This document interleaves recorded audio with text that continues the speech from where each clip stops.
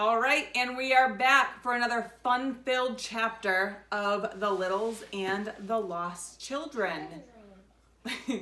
So, this is going to be my very last video of me being pregnant. I've hopefully already had the baby by now, and I'm filming this like a week prior to. And this is going to be a girl or a boy? I don't know. We don't know if it's going to be a girl or a boy. Hopefully we know by now that this video is being posted. We'll find out soon enough, I guess. So, chapter 5 ended with Mother Lynn and Father Len searching the town dump and not being able to find Winky or Tip anywhere. Now, we know that these soldiers have found them and taken them underground into Trash City, but their parents have no clue. And as a result, they are headed back to Smoke Mountain, and they don't think they will ever see Winky or Tip ever again. So let's read chapter 6 today and find out what happens. We have a new guest reader today. This guest reader is a favorite of our classroom. Many of you guys go and see him during PACE period on Tuesdays. Many of you also have him as a teacher. He was best friends with Alex when we had Alex as a student. And we even had a small poster of the two of them together that said #1 best friends hanging up on the wall in our classroom above our smartboard. Special friend. I think you guys definitely know who this is. Let's read chapter 6 and see what happens. Meanwhile, deep under the dump, Ollie, you gonna be quiet, okay? You're my best friend. Thanks. You're my best friend too, but you gotta be quiet now, okay? Thanks. Meanwhile, deep under the dump, the soldiers and the small fry children climbed out of a large pipe. They were in Trash City. The pipe was one of the secret ways into and out of the place. As usual, many of the underground people came over to greet their returning soldiers. The soldiers, members of the Mouse Force Brigade, were much admired by the citizens of Trash City. Without their skill and success at fighting mice, there wouldn't be a city under the town dump. The place was entirely surrounded by mice. It took a well-trained army of soldiers to make sure the people were safe at all times. Their leader, Major Nicholas Q. Little, who we know is Uncle Nick, the one telling the story, was the most admired of all the soldiers. He knew all about how to fight mice from a lifetime study of the animals. He'd invented most of the tactics that were used. The grateful citizens of the city under the dump had even erected a statue of Major Nick, as they called him, in Trash City. "Look," cried one of the citizens when he spotted the soldiers. "Major Nick has 2 babies." "Where'd you get the children?" said another. "You and your boys just left, Major Nick," remarked a third person. "How come you're back so soon?" "We had to come back," responded Major Nick Little. "We got into a battle with a nasty bird over these youngsters. We managed to save them, but we lost their parents.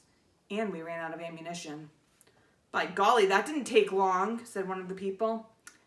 "That's the way it is sometimes," said Major Little. "You can do a day's work in 5 minutes that can change the world forever." All right, Mr. Freights, it's all you. Take it away, boys. Take it away. The soldiers formed ranks and marched toward the center of town. Major Little held Winky and Tip on his shoulders and walked at the head of the column. The children looked dazed, as though they didn't know where they were or what they were doing. As they marched along, word of the battle and the saved babies spread through the town. Soon the sides of the streets were filled with cheering trash tinnies. Thank you very much, Mr. Freights, for joining us in chapter 6. Winky and Tip had been scared, but now, as they were carried along, they began to respond to the crowd of cheering and smiling faces. They started waving back at happy people. Soon they were smiling too, forgetting for the moment that they didn't know where their parents were. Major Little marched the soldiers past houses made of trash and broken furniture. One family lived in a barrel, another under a table inside a chest of drawers, and still another lived in a steamer trunk. There were even 4 families living in a 5-drawer filing cabinet. Here you can see the Mouse Force Brigade Parade. You can see Winky and Tip on top of Uncle Nick's shoulders there.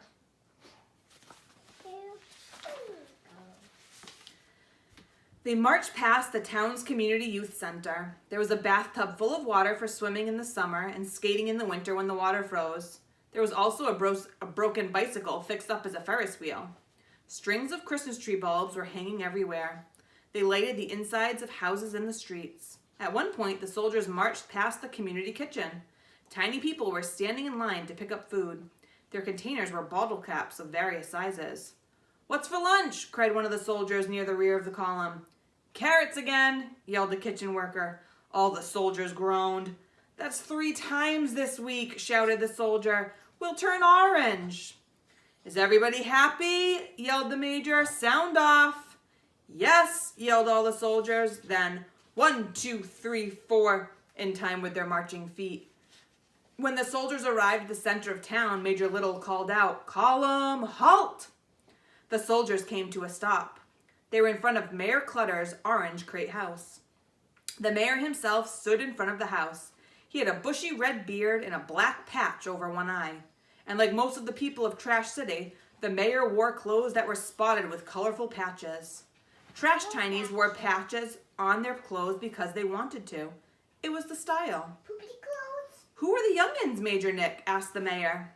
"2 lovely children that need our help," said Major Little. "The girl says her name is Winky and the boy is Tip. She doesn't seem to be able to tell us much more." He handed the children to a soldier. Then he drew Mayor Clutter aside to talk where Winky and Tip couldn't hear them. The major explained where he had found the children and said he thought their parents had been killed by a big bird. "That's too bad," said Mayor Clutter. He sighed. "This is why other tiny people in the big valley seldom come to visit us. It's just too dangerous trying to find Trash City unless you know the secret ways to get here."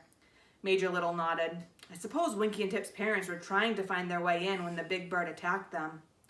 "Well, we can't give them back their parents," said the mayor again. "But we can find a pleasant place for them to live right here in Trash City. It's the next best thing to a real family." He pointed to the Trash City Home for Children across the street. "Old Lars is the best friend a homeless child could find," the mayor went on. "And no matter how many kids lose their parents because of the mice wars, Lars always has room for them at the home and in his heart." Winky and Tip were taken to the Home for Children. From the outside, the home looked like a bunch of rusty tin cans. They were arranged in the shape of a tall building. Small cans were piled on top of larger ones. At the very bottom was an upside-down wash tub. There was a doorway cut into the side of the tub. Inside, the home was pleasant. It looked bright and cheerful. The man in charge was Mr. Lars T. Penny. Old Mr. Penny had lost his parents when he was young. He dedicated his life to taking care of children who had the same problem. Of course, Winky and Tip were too young to understand why they couldn't go back to their parents. They kept asking to be taken to them. It was hard for the grown-ups to tell the children what they thought had happened. Instead, Mr. Penny and Major Little tried to get some facts. Where did the children come from? If they could learn that, the children might be returned to their relatives. They never got a satisfactory answer. What was their last name? The children didn't seem to know.